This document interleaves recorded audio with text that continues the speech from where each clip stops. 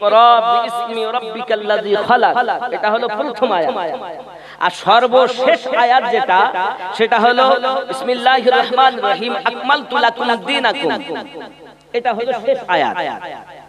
এই শেষ আয়াত অবতীর্ণ হওয়ার আগের যে আয়াত, সেটা হলো এই আয়াত সূরা আল মাইদার 67 নম্বর। তো খেয়াল করবেন, এখন এই আয়াতেই বলা হচ্ছে আয় রাসূল जो कुछ आपकी तरफ आपके रब की जानिब से, आए नबी যাহা কিছু আল্লাহর পক্ষ থেকে আপনার কাছে অবতীর্ণ হয়েছে, उसकी तबलीग फरमा दे, সেটা আপনি প্রচার করে দিন। और अगर आपने ऐसा ना किया तो आपने उसका कोई पैगाम ना पहुंचाया, আর আপনি যদি এটা না করেন তাহলে আপনি কিছুই পৌঁছালেন না। তাহলে এটা কি নামাজ?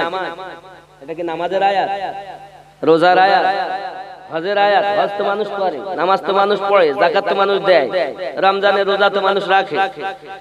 শেষ আয়াতের আগের আয়াত কি বুঝাতে যাচ্ছেন? এই আয়াতটা যেই আমার নবী পাক বলবেন, সেই আল্লাহ পাক আল্লাহু ইয়াসিমুকা মিনান নাস, আর মানুষ আপনার বিদ্রোহ করবে, হিংসা করবে। এটাই কি আয়াত? ইন্নাল্লাহা লা ইয়াহদিল কওমাল কাফিরিন। বাবাজি, अल्लाह पाक लोगों से आपकी हिफाजत फरमाए, बेशक अल्लाह काफिर को हिदायत नहीं देता। अल्लाह पाक बोलेन, आय आमार नबी আল্লাহ কাফেরদেরকে হেদায়েত দেন না। তাহলে এই আয়াতটাই হলো বেলায়াতের আয়াত। আমি বলিনি, আপনি তাফসিরে মাজহারি খুলে দেখুন, আপনি তাফসিরে আদ-দুররে মানসুর খুলে দেখুন, আপনি তাফসির কারকদের সমস্ত কিতাব উঠিয়ে দেখুন। এই আয়াতটি অবতীর্ণ হয়েছে আলী ইবনে আবু তালিবের প্রসঙ্গে, মানে আবু তালিবের বেটা আলী রাদিয়াল্লাহু তাআলার সম্পর্কে আল্লাহ আয়াত অবতীর্ণ করেছেন। এই আয়াতটাই হলো বেলায়াতের আয়াত। খুব ভালো করে বুঝবেন, গোড়া জানতে হবে। ওলি ওলি ওলি ওলি করছেন, ওলির গোড়া জানেন আগে। আপনি বসিরহাট যাচ্ছেন, ফুরফুরা যাচ্ছেন, আজমির যাচ্ছেন, পাঞ্জাব যাচ্ছেন, কত জায়গা আল্লাহর ওলির দরবারে যাচ্ছেন, তো ওলিদের গোড়া জানতে হবে না আপনার? কথা বলেন না কেন? এই গোড়া বলছি আমি আপনাকে, শোনেন, গোড়া ধরে চলো, আগায় লাফালাফি করুন। খুব ভালো করে বোঝেন। তাহলে বেলায়াত, আর এটাই হলো বেলায়াতের আয়াত। হযরতে আলী কারামাল্লাহু ওয়াজহুল কারীম সম্পর্কে আয়াতটা নাযিল হয়েছে। বাবাজি আমার, 1,24,000 সাহাবায়ে কেরাম রিদওয়ানুল্লাহি তাআলা আলাইহিম আজমাইন উপস্থিত। নবী পাক সকলকে দেখতে পাচ্ছেন না, অনেক দূরে অনেক। এমন সময় নবী পাক উঠে গেলেন উটের উপরে, উটের হাওদায়। সুবহানাল্লাহ বলেন। ওই উটের হাওদায় দাঁড়িয়ে আমার নবী পাক ফালুক ফুলুক করছেন, কাকে যেন খুঁজছেন। জলিলুল কদর সাহাবায়ে কেরাম উপস্থিত, সবাই আছেন। আমার নবী পাক হযরত আলীকে দেখলেন, আর আলীকে বলেন ওঠো। হাওদার উপরে আলী উঠলেন। আমার নবী পাক হাতটা ধরে বললেন, 1,24,000 সাহাবীদের মাঝে মান কুনতু মাওলাহু ফাহাদা আলিউন মাওলাহু, আমি নবী যাদের যাদের মাওলা, আমার আলীও তাদের তাদের মাওলা। নবী ওইখানে খুতবা দিয়ে বলেছিলেন 1,24,000 সাহাবায়ে কেরামকে, আমি নবী যেতে যেতে তোমাদের মাঝে দুটি জিনিস রেখে যাচ্ছি।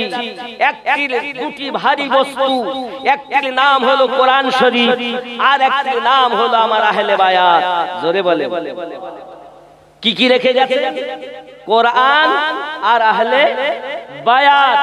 এ সোনামানিকেরা আমার, এখন যদি কেউ কোরআন শরীফ পড়ে তো অনেক, তোমরা কোরআন বুঝতে পারবে না। কোরআন থেকে মানুষকে সরিয়েছে, আর আহলে পাক তা থেকে আমাদেরকে সরিয়েছে। আহলে পাককে আমরা নামাজে স্মরণ করি, করেন? দেখাই দিচ্ছে আপনাকে, আপনারা করেন কিন্তু আপনাদেরকে দেখায় না মৌলবীরা। আমার মতো মৌলবীরা চোর বড়, দোষ আমাদের, আপনাদের না। আমরা যখন নামাজ পড়ি, বৈঠকে যখন বসি, শেষ বৈঠকে কি করি? আত্তাহিয়াতুর পরে দরুদ শরীফ পড়ি না? দরুদ শরীফ পড়েন তো? দরুদ শরীফে কি বলেন? আল্লাহুম্মা সাল্লি আলা মুহাম্মাদ ওয়া আলা আলে মুহাম্মাদ ওয়া আলা আল। এই ওয়া আলা আল মানে নবীর আল, আলী, ফাতেমা, হাসান, হুসাইন। জোরে বলে। আপনি খুতবায় যান, দেখবেন খুতবাতেও কি আলী, ফাতেমা, হাসান, হুসাইন, আবু বকর, ওমর, উসমান আছে না নাই? রাদিয়াল্লাহু তাআলা আনহুম আজমাইন আছে কি নাই? তাহলে আহলে পাক বিহীন নামাজ হয় না। এইবার আপনি হয়তো বলবেন, আমিনউদ্দিন ভাই আপনি তো শিয়াদের মতন বলছেন। মনে হচ্ছে না যে এরকম কথা তো কোনো মৌলবীরা বলেনি? এটা মনে হচ্ছে না?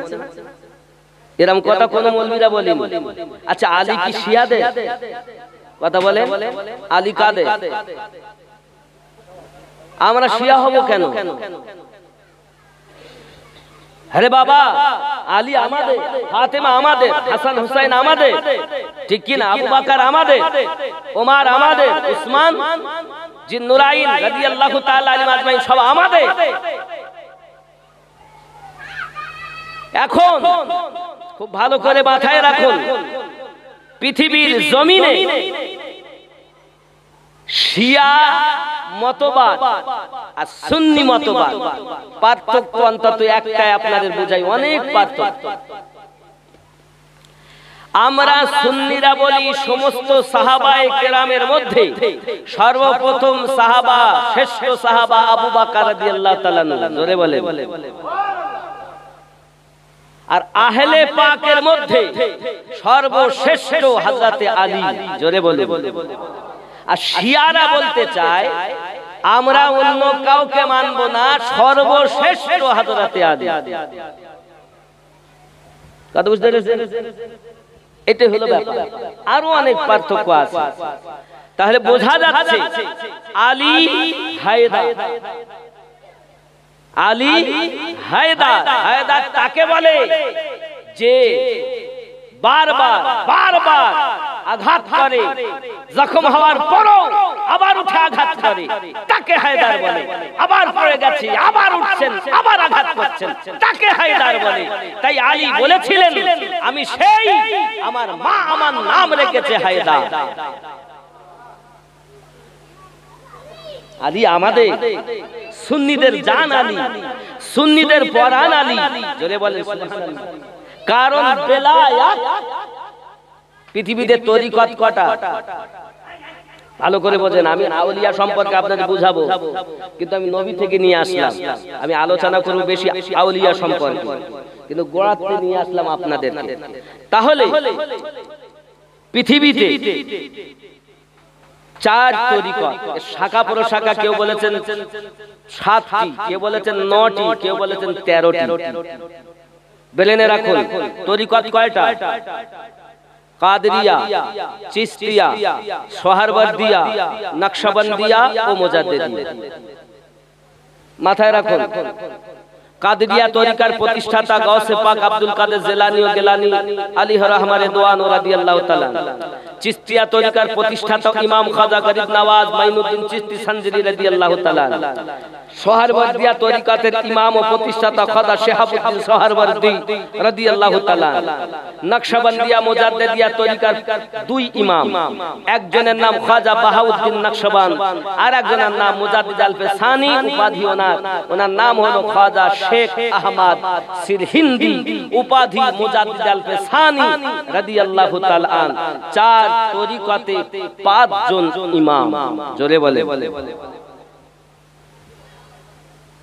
এবার শুনেন, এই 4 তরিকার মধ্যে কাদরিয়া, চিশতিয়া, সোহরাওয়ার্দিয়া, কাদরিয়া, চিশতিয়া, সোহরাওয়ার্দিয়া, এই 3টি তরিকতের সাজরা গোড়া মাওলা আলী থেকে শুরু হয়েছে। জোরে বলে। রাসূল করিম সাল্লাল্লাহু আলাইহি ওয়াসাল্লাম থেকে সবাই বায়াত গ্রহণ করেছেন। রাসূল পাকের 4 জন সাহাবী শ্রেষ্ঠ। কয়জন? 4 জনের মধ্যে 2 জন থেকে তরিকত এসেছে, আর 2 জন থেকে তরিকতই আসেনি। বেলেনে রাখবেন আমার কথাগুলো। দুইজন থেকে তরিকত, একজন আবু বকর রাদিয়াল্লাহু তাআলা থেকে তরিকত এসেছে নকশবন্দিয়া মুজাদ্দিদিয়া, আর মাওলা আলী থেকে এসেছে কাদরিয়া চিশতিয়া সোহরবর্দিয়া। জোরে বলুন সুবহানাল্লাহ। কথা কি বুঝতে কথা বুঝে এসেছে? তরিকত বুঝলেন?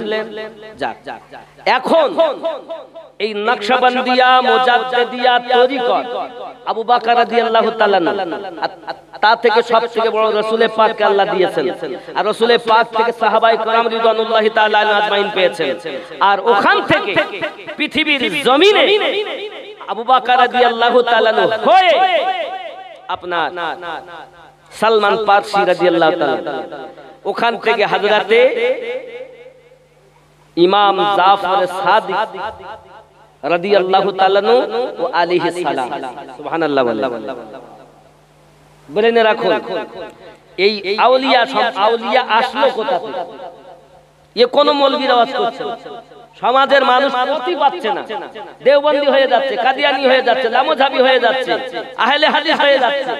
আরে আমাদের কোনো অভাব নাই, আমাদের দলিল হলো কোরআন। জোরে বলে।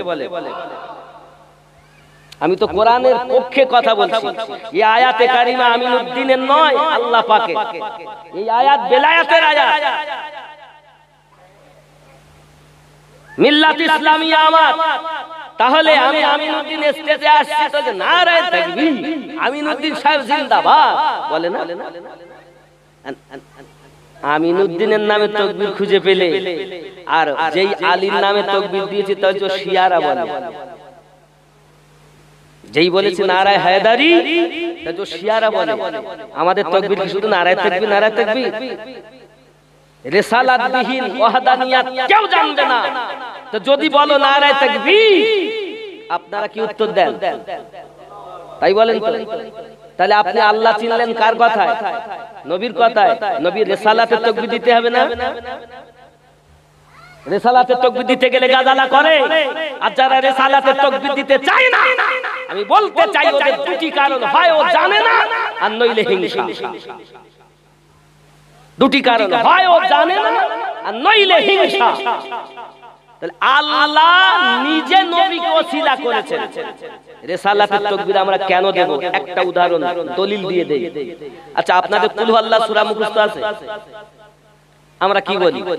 বিসমিল্লাহির রহমানির রহিম। কুল হু আল্লাহু আহাদ, বলে দিন তিনি আল্লাহ এক।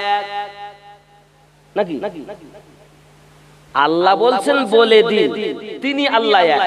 আল্লাহ কাকে বলতে বলেছেন? আমাদেরকে। কথা বুঝতেছেন আমার? আল্লাহ সর্বসাধারণের সঙ্গে কথা বলেন না। আল্লাহ জিবরাইল আমিনের কাছে দিয়েছেন, আর জিবরাইল আমিন এসে নবীকে বলতেছেন, নবীকে আল্লাহ বলতে বলছেন। কুল বলুন, কি বলবো? হু আল্লাহু আহাদ, তিনি আল্লাহ এক। আল্লাহ ইচ্ছা করলে নিজের পরিচয় একাই দিতে পারেন। যেমন ধরুন, আমি যদি বলি মাওলানা হাফিজুর রহমান সাহেব খুব ভালো আলেম, ভালো বক্তা, ভালো মানুষ, এটা খুব সুন্দর কথা।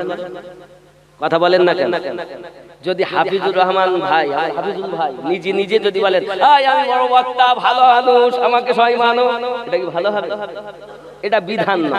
বিধানে হ্যাঁ উনি বলতে পারতেন, উনি ভালো বলতে পারতেন, কিন্তু এটা বিধান নয়। এ ক্ষমতা ওনার আছে, উনি তা বলছেন না।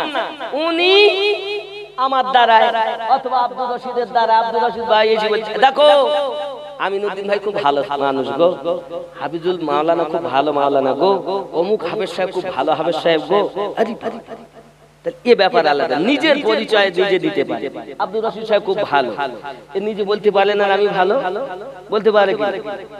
বলতে পারে, কিন্তু উনি ও বললে লোকে খাবে না। আমি যদি বলি খুব ভালো, আপনারা একজন কেউ যদি বলেন খুব ভালো, তাহলে হতেও পারে।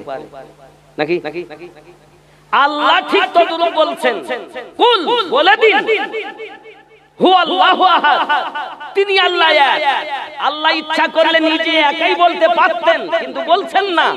আল্লাহ নবীকে দিয়ে বলাচ্ছেন, আল্লাহ নবীকে দিয়ে বলাচ্ছেন, বলে দিন তিনি আল্লাহ এক। কথা বোঝা যাচ্ছে? আল্লাহ নিজের পরিচয় দিতে গিয়ে নবীকে ওসিলা করলেন, আর আমরা যদি ওই নবীকে ওসিলা করি তো বেদাত আর শিরকের ফতোয়া দেয়। ঠিক কিনা বলেন? আমার কথা বুঝতেছেন?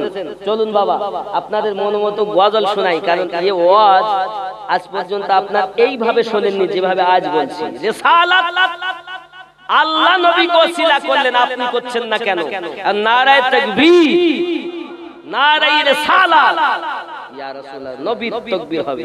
কারণ নবী না হলে আমরা আল্লাহ চিনতাম না, জানতাম না, বুঝতাম না, কোরআন পেতাম না, হাদিস পেতাম না, কাবা পেতাম না।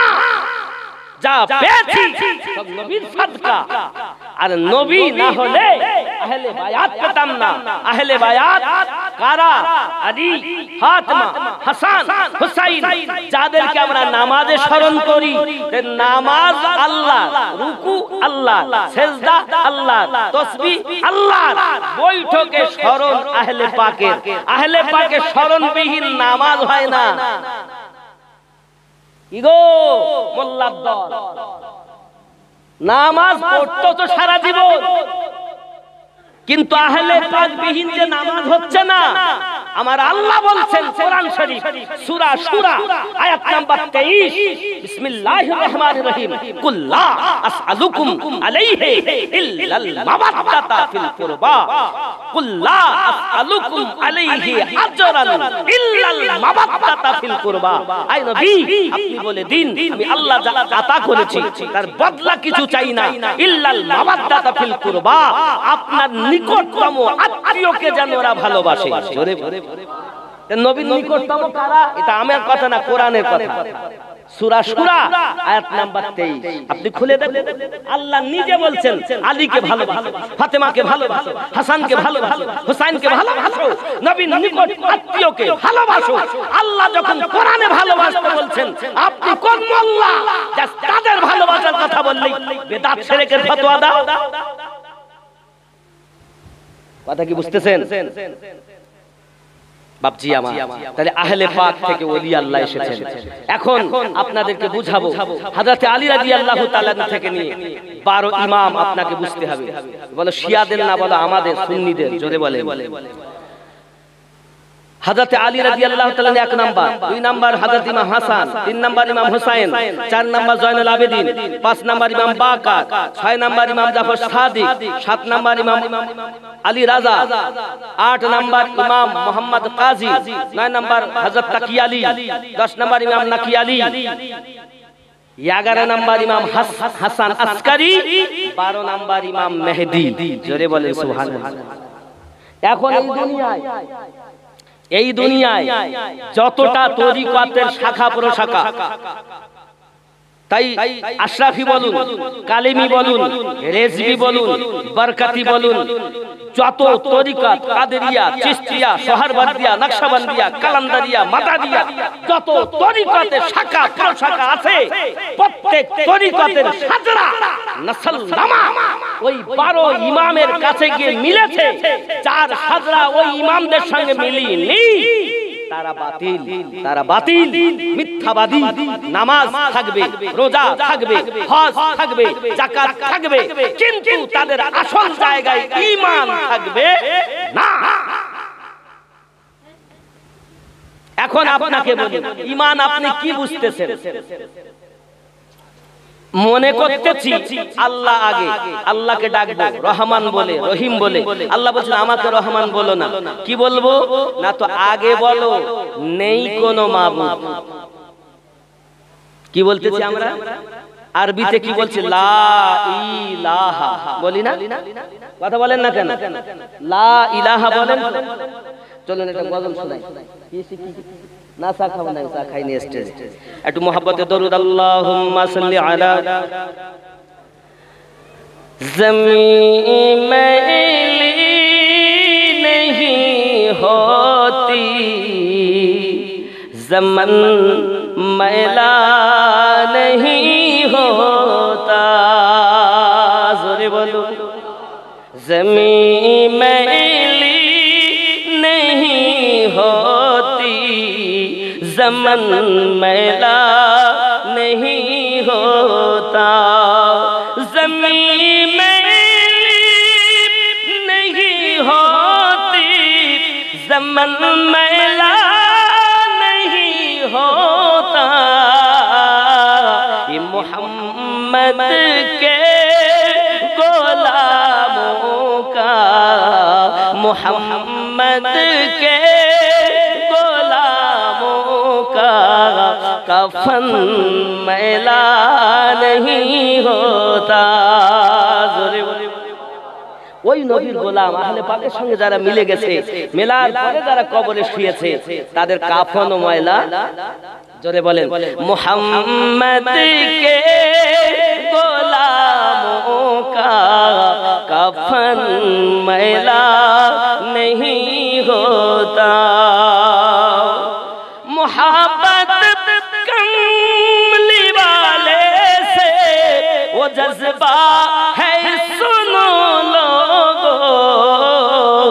ये जिस मन में समा जाए ये जिस मन में समा जाए वो मन मैला नहीं होता ज़मीन मैली नहीं होती ज़मन मैला नहीं होता जोरे बोलून या रसूल अल्लाह आरो जोरे बोलून या रसूल अल्लाह नबी के पाक लंगर पर जो पलते हैं कभी उनकी नबी के पाक लंगर पर जो पलते हैं कभी उनकी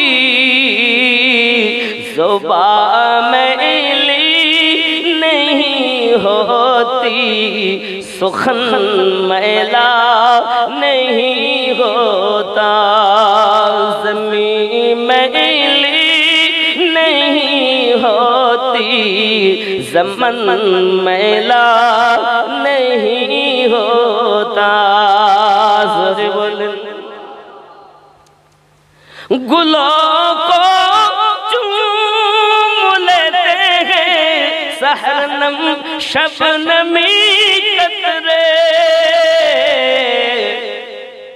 नबी की नात सुन ले तो चमन मैला नहीं होता ज़मीन मैली नहीं होती ज़मन मैला नहीं होता मोहम्मद के गुलामों का कफन मैला नहीं होता जो नामे मुस्तफा चुमले नहीं दुखती कभी आंखें सुबहानाल्लाह আমার নবীর নাম শুনে চুমা দিয়ে চোখে লাগাচ্ছে এটাই বলছি जो नामे मुस्तफा चुमले नहीं दुखती कभी आंखें पहन ले प्यार जो उनका बदन मैला नहीं होता ज़मीन मैली नहीं होती ज़मन मैला नहीं होता मोहम्मद के गुलामों का कफन मैला नहीं होता अल्लाहुम्मा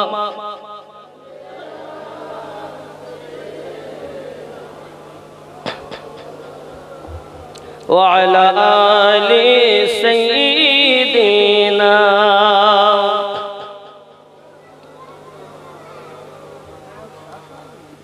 খাও খাও জোর হবে ওরা আওয়াজ বুঝতেছে খুব ঠান্ডা মাথা বুঝতে পারছেন না কথা আওয়াজ বুঝতে অসুবিধা হয়েছে তাহলে আহলে পাক আমাদের দরকার আছে না? সিদ্দিক আকবর আমাদের দরকার আছে না? সাহাবীদের জীবন। আমিনুদ্দিনকে ভালোবেসে লাভ নাই, আহলে পাককে ভালোবাসলে লাভ, সাহাবীদের ভালোবাসলে লাভ, আর ওদেরকে ভালোবেসে যারা আল্লাহর ওলি হয়েছে তাদেরকে ভালোবাসলে লাভ। ওলি আবার দুই রকম। ওলি আবার আমি বুঝাবো ইনশাআল্লাহ, ওলির দিকেই আসবো, খুব ভালো করে বোঝেন। একটা হাদিস শোনাচ্ছি আমি আবু দাউদ শরীফ থেকে। কি শরীফ? আবু দাউদ শরীফ। এটা হলো সিয়াসিত্তার একটি হাদিস। এই হাদিসটি বর্ণনা করছেন হযরত ফারুক আযম রাদিয়াল্লাহু তাআলা। জোরে বলুন সুবহানাল্লাহ। আমি যে আয়াতে কারিমা তেলাওয়াত করেছিলাম না প্রথম, আলা ইন্না আউলিয়া আল্লাহ, এই আয়াত প্রসঙ্গে এই হাদিস বলবো নাকি? ভালো করে বুঝুন। বিসমিল্লাহির রহমানির রহিম। قال رسول الله صلى الله عليه وسلم إن من عباد الله لا أناس ما هم بأنبياء ولا شهداء يغبطهم الأنبياء والشهداء يوم القيامة بمكانهم من الله. قالوا يا رسول الله تخبرنا منهم. قال هم قوم تقربوا إلى الله من غير أرحام بينهم وأموال يتعدونها فوالله إن وجوههم لا نور وإنهم لعلى نور يخافونهم إذا خفن الناس ولا يحزنون إذا حزن الناس. وقرأ هذه الآية ألا إن أولياء الله لا خوف عليهم ولا هم يحزنون. رواه أبو داود. جركنا مرحبا. কথা বুঝতেছেন? যে আয়াত পাঠ করেছে ওই আয়াত প্রসঙ্গে হাদিস শোনাচ্ছি। আব্বাজি আমার খেয়াল করুন, হুজুর সাল্লাল্লাহু আলাইহি সাল্লাম ने फरमाया, আল্লাহর নবী সাল্লাল্লাহু আলাইহি সাল্লাম বললেন, বান্দো মে বাজ ও লোগ हैं, বান্দাদের মধ্যে আল্লাহর বান্দার মধ্যে কিছু এমন মানুষ আছে जो अंबिया और शुहदा तो नहीं, যারা নবীও নয় আবার শহীদও নয়, लेकिन अंबिया और शुहदा उनके मर्तबों पर रश्क करेंगे।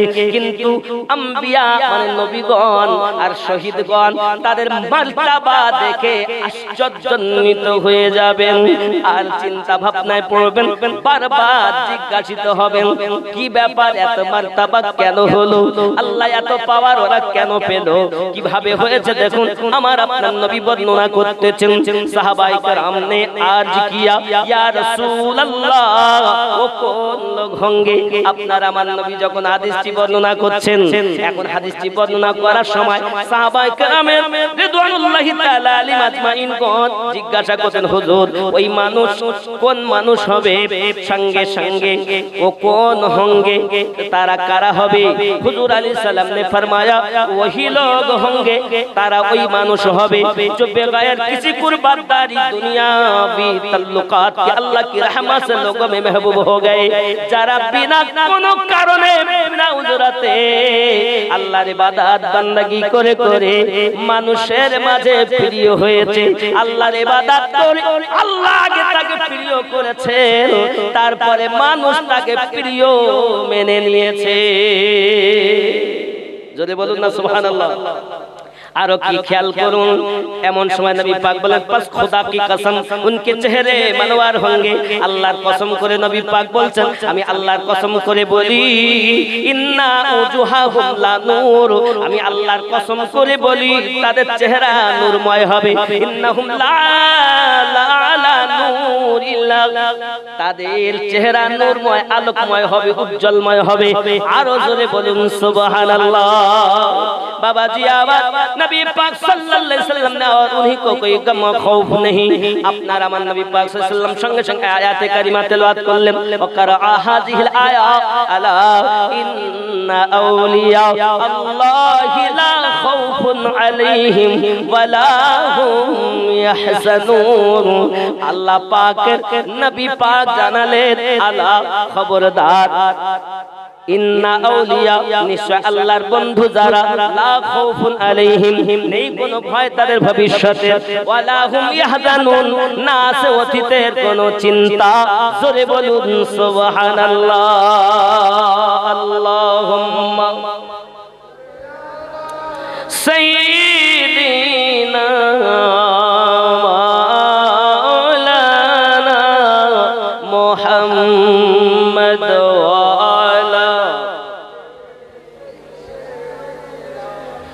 মাওলানা মুহাম্মদ। বাবাজি আমার খেয়াল করুন, আল্লাহর ওলিদের কথা আমি আপনাদেরকে বলছি।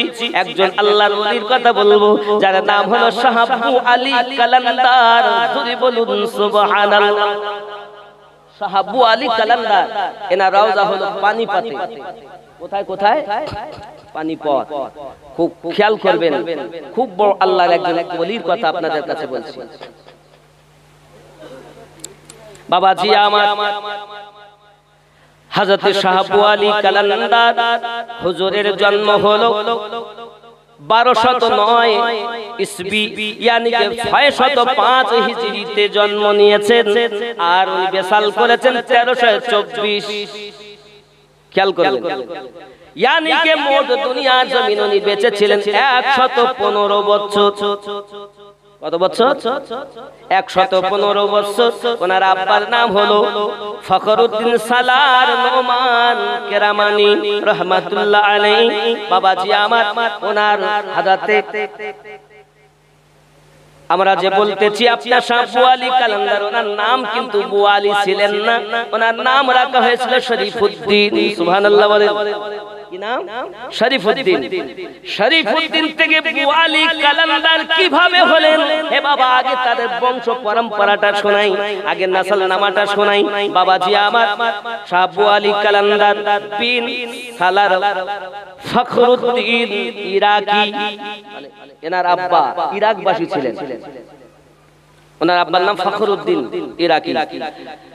বিন সালার হাসান বিন সালার আজিজ বিন আবু বকর কাজী বিন ফরাশ বিন আব্দুর রহমান বিন আব্দুর রহিম বিন তানিব বিন নোমান বিন সাবিত। সুবহানাল্লাহ বলে। নোমান বিন সাবিত কে জানেন? আমরা যে মাযহাব মানি, ইমাম আযম আবু হানিফা রাদিয়াল্লাহু তাআলা আনহু। জোরে বলে। তাহলে এনার সাজরা ইমামে আযমের কাছে গিয়ে মিলতেছে। জোরে বলো। কত বড় আল্লাহর ওলি। আব্বাজি আমার খুব ভালো করে ব্রেনের ভিতরে রাখুন, আল্লাহর ওলি হযরত নোমান ইবনে সাবিত রাদিয়াল্লাহু তাআলা আনহু। বাবাজি আমার এমনি করে বংশের মধ্যে হযরত শাহ আব্দু আলী কালান্দার এসেছেন। ওনার জন্ম যখন পৃথিবীর জমিনে হয়, আব্বা আমার ওনার জন্ম উনি কিভাবে ইরাক থেকে ওনার আব্বা আসলেন খেয়াল করুন। বাবাজি আমার ওনার বড় ছেলে একটা জন্ম নেয়, নাম তার নিজামউদ্দিন। জন্ম হয় ইরাকে। কোথায় জন্ম হয়? ইরাকে। খেয়াল করবেন, এই বড় আব্দু আলী কালান্দার হুজুরের ভাই, বড় ভাই নেই। বাবাজি আমার খেয়াল করেন, এখন এই বড় ভাই আস্তে আস্তে যখন বড় হয়, বড় হওয়ার পরে উনি ভালো কাজ জানতেন, মানে ডাক্তার ছিলেন, ঘোড়ার ডাক্তার। তখন তো উট ঘোড়া মানুষ বেশি চাপতো, এখন এই পশুদের ডাক্তার ছিলেন। এখন ওখানকার যত মানে জীব, ঘোড়া, উট, এদের যত ডাক্তারে পড়ে উনি ছিলেন ভালো একজন কবিরা। তো লোকজন যেখানেই যেতেন, ধনীরা তারা সাথে করে নিয়ে যেতেন, যদি কোনো অসুবিধা হয় তাহলে উনি দেখবেন। এই করতে করতে একদম ইরাক হয়ে ফিরতে ফিরতে তারা সওদাগর ওনারা চলে আসেন ওনাদেরকে নিয়ে পানিপথে। সুবহানাল্লাহ বলেন। তো পানিপথে যখন আসলেন তখন ওনার আব্বা ফখরুদ্দিনও ছিলেন, আর নিজামউদ্দিন যেহেতু বড়, তখন আব্দু আলী কালান্দারের জন্ম হয়নি। বুঝতে পেরেছেন?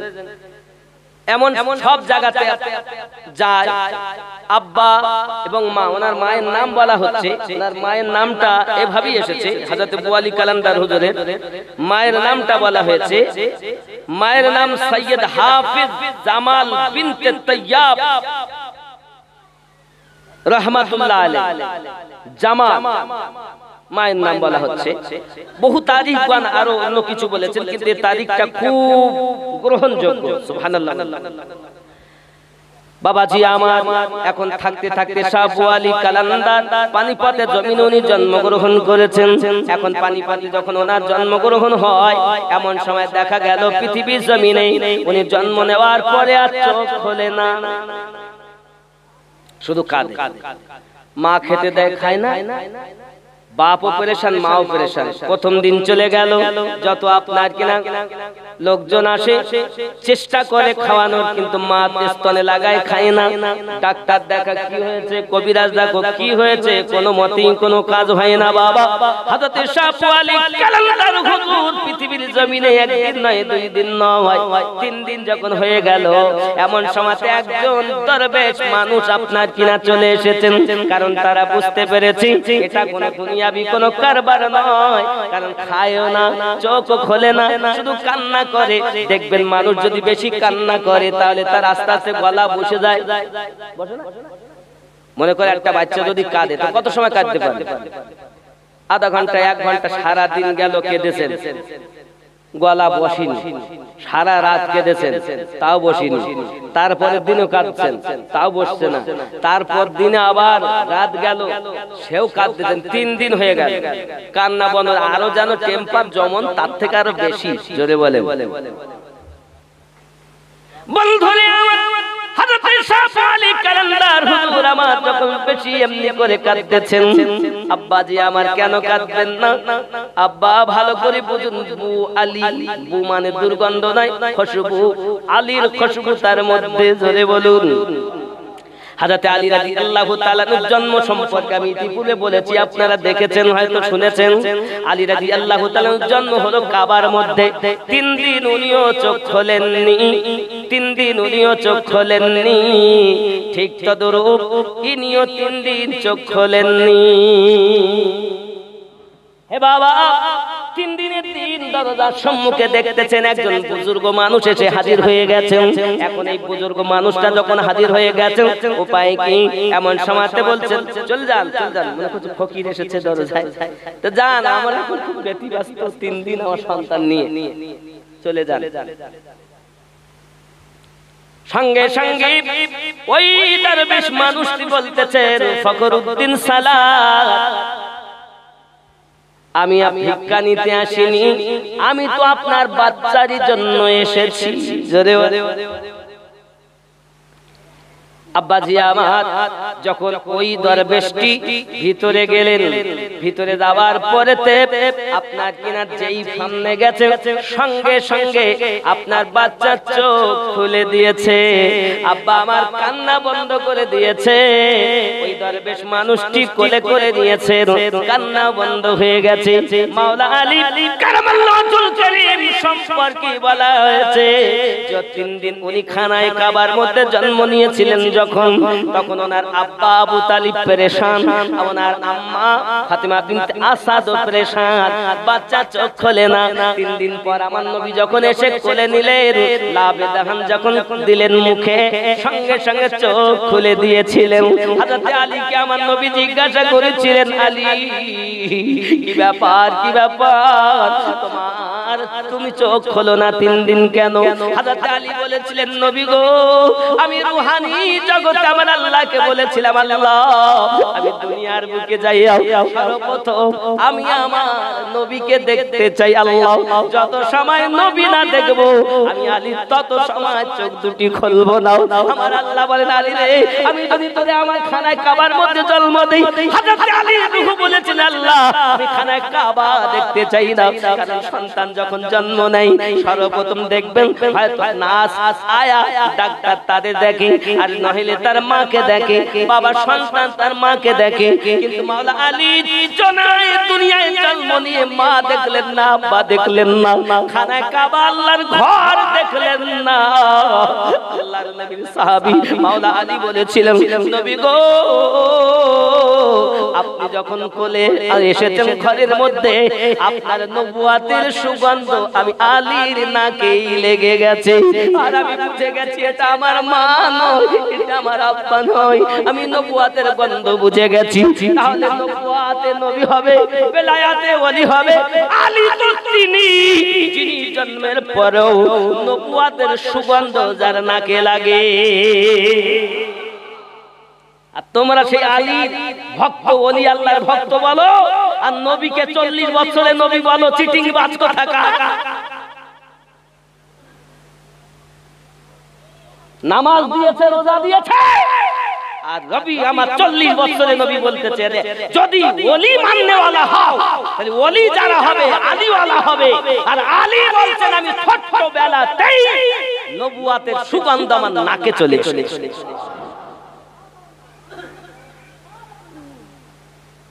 কি বুঝেছেন আপনি? ও বাবা, ওলি আল্লাহ